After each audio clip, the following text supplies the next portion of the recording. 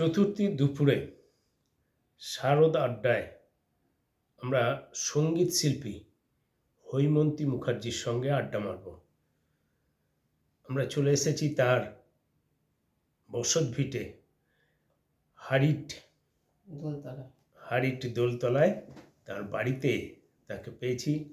তিনি যে রাধে সে চুল বাঁধে, এই কথাটি তো বাংলায় প্রযোজ্য। তো তাকে দেখলে বোঝা যায় একা হাতে তিনি সংসার সামলাচ্ছেন, রান্নাবান্না থেকে গৃহ কর্ম যা আছে সব কিছু, তার সঙ্গে গানও। তিনি যদিও একটু লাজুক, চাইছিলেন না ক্যামেরার মুখোমুখি হতে, তবে আমাদের আবদার উনি ফেলতে পারেননি। প্রথমেই শিল্পীকে হুগলি টিভির পক্ষ থেকে শারদ শুভেচ্ছা। নমস্কার, আমি হৈমন্তী মুখার্জি। তো শারদীয়ার শুভ প্রীতি ও শুভেচ্ছা। তো গান ব্যাপারটা হলো যে গান তো প্র্যাকটিসের মধ্যে নেই, ওই কেউ এলো হয়তো একটু গাইলাম, তো এই চেষ্টা করছি। আমি একটা আগমনী গান। কত বছর বয়সে প্রথম গান গাওয়া শুরু করেন? 5-6 বছর। তো তখন শিখতাম, তারপরে রবীন্দ্রসঙ্গীত শিখতাম মেনলি। তারপরে 1 বছর 2 বছর একটু ক্লাসিক্যাল শিখে তো তারপরে আর শেখা হয়নি। বিয়ের পর থেকে আর শেখা হয়নি, কিন্তু এই গানটা রেওয়াজ করি বাড়িতে করি। কেউ এলে হয়তো গাই। আমাদের বাড়িটা গানের পরিবেশ। আমার বাপের বাড়িটা আমার 2 বোন খুব ভালো গান করে, আমার দিদিরা, আমার মাসির মেয়েরাও খুব ভালো গান করেন। তো আমার একটা ইচ্ছা আছে যে আমার বোনেদের নিয়ে একটা ফ্যামিলি নিয়ে একটা অনুষ্ঠান করার। দেখা যাক, ওরা তো সব দূরে দূরে থাকে। তো এই গান ওই ছোটো থেকেই শেখা, তারপর আর সেভাবে করা হয় না। যাই হোক, আমি চেষ্টা করছি।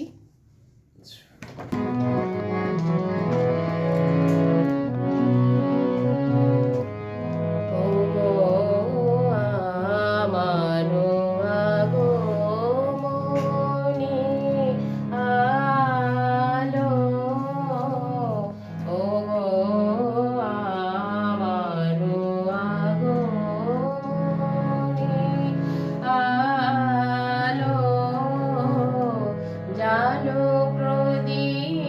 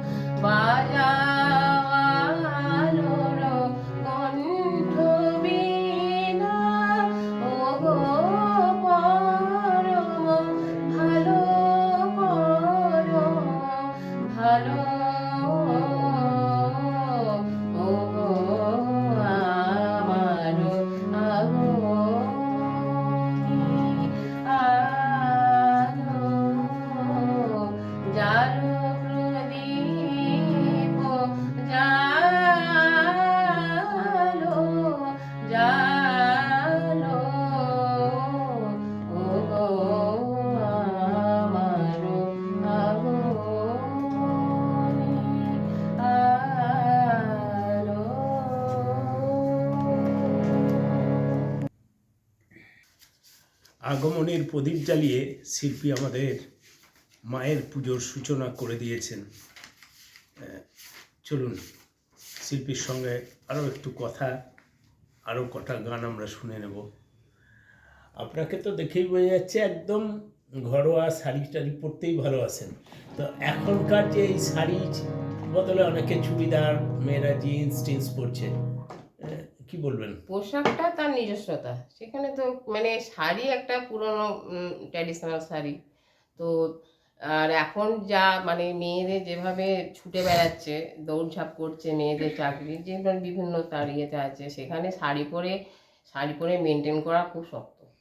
তো তারা যে পোশাকে তারা কমফোর্টেবল, সেই পোশাকই তারা ব্যবহার করুক। উৎসবের দিন উৎসবের দিন শাড়ি তো মানে অষ্টমীর দিন তো শাড়ি সবাই পরে, এখনকার মেয়েরাও বেশি শাড়ি পরে, পুজোর সময় ওরা শাড়ি পরে। আর আমরা ছোটো থেকে, আমরা বিয়ের পর থেকে শাড়ি পরি, বেড়াতে টেড়াতে গেলে হয়তো পরি। তো মানে যার যেটা মানে ভালো লাগবে সেই অনুযায়ী সে তার পোশাক পরবে। পোশাকের পুজোর কদিন কিভাবে কাটাবেন, কি পরিকল্পনা? পুজো মানে এই তো আপনাদের ওখানে একদিন যাব, আর একদিন তো বেলুড় মঠ, আর দেখা যাক কোথাও যাওয়া যায়। পুজো তো যাবই। রান্না বান্না কি হবে? এক একদিন এক এক রান্না রকম। তো এক এক দিনে ও যেমন হয়, আমি তো বললাম যে মাছ ভাত পনির এসব হবে, আর অষ্টমীর দিন তো সব লুচি এসব হয়। আর কি দশমীর দিন কিছুই মানে মন খারাপ হয়ে যায়, দশমীতে ভালো লাগে না, তো ওই বাড়িতে থাকা হয়। আর নবমীর দিন অবধি আমরা একটু বেড়াই। আর বাইরে খাওয়া দাওয়া খুব একটা হয় না, আগে হতো, এখন আর বাইরে খাওয়া দাওয়া হয় না। এইভাবেই পুজোটা কাটে। পুজোয় এবারে যা বৃষ্টি হচ্ছে, যেভাবে নিম্নচাপ, পুজোয় আনন্দ মানে করাটা খুবই মুশকিল। ভালো থাকুক, মানে নিম্নচাপ সরে যাক, পুজোটা সবাইকে আনন্দে কাটুক, এটা একটা বলার। এবার কি গান শুনবো? এটা নজরুলের ওপরে গাইছি, নজরুল গীতি।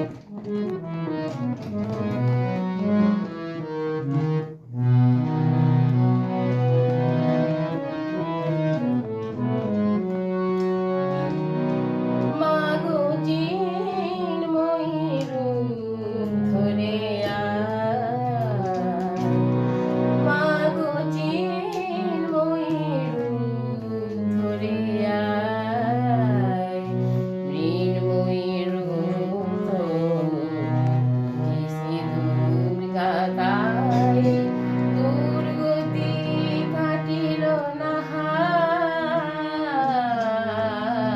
চিন্ময়ী রূপ ধরে আয়, মাগো চিন্ময়ী রূপ ধরে আয়।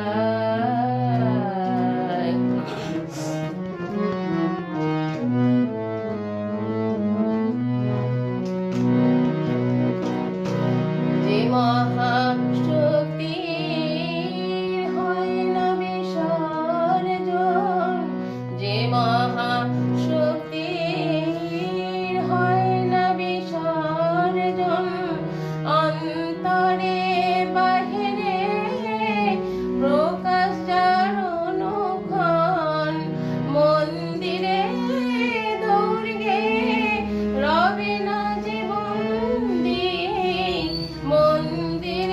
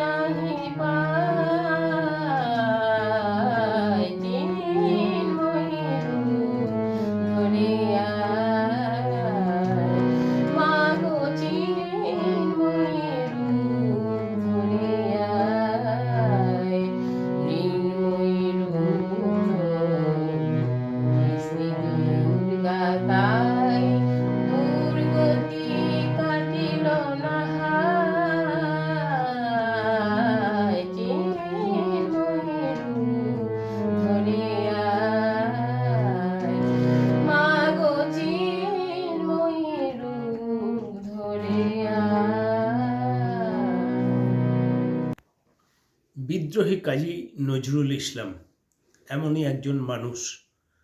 তিনি ভিন ধর্মের মানুষ হয়েও কীভাবে হিন্দু ধর্মের দেবদেবীদের নিয়ে গান সঙ্গীত রচনা করেছেন, সত্যি আমার তো মনে হয় তিনি পরমহংসদেব রামপ্রসাদ বামাখ্যাপার চেয়ে কোনো অংশে কম নয়। তিনি একজন সত্যিকারের সাধক।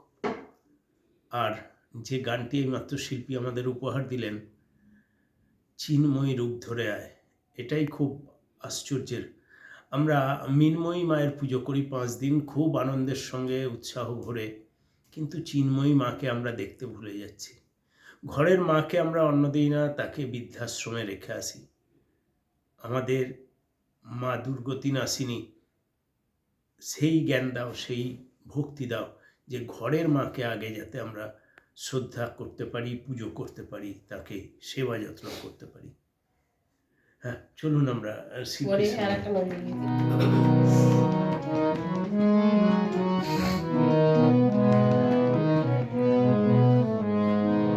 আমার আনন্দিনী উমা যো এলো না তার মায়ের কাছে, আনন্দিনী উমা যো এলো না